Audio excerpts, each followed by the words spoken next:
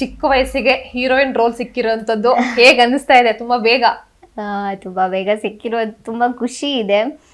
ಅನ್ಕೊಂಡಿರ್ಲಿಲ್ಲ ನಾನು ಕಲರ್ಸ್ ಕನ್ನಡದಲ್ಲೇ ಹೀರೋನಾಗಿ ಬರ್ತೀನಿ ಅಂತ ಎಕ್ಸ್ಪೆಕ್ಟೇ ಮಾಡಿರ್ಲಿಲ್ಲ. ಬಟ್ ಇವಾಗ ಬಂದಿದ್ದೀನಿ ಪರ್ಸ್ನಲಿ, ಅದು ತುಂಬಾ ಖುಷಿ ಕೊಡ್ತಾ ಇದೆ ನಂಗೆ, ನಮ್ಮ ಫ್ಯಾಮಿಲಿಗೆ, ಎಲ್ಲರಿಗೂ.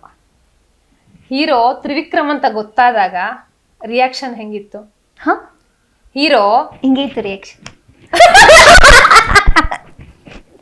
ಎಂತ ಕೊಟ್ರು ಅಂದ್ರೆ ಫೋನ್ ಮಾಡಿದ್ರು ನಮ್ಮ ಮ್ಯಾನೇಜರ್,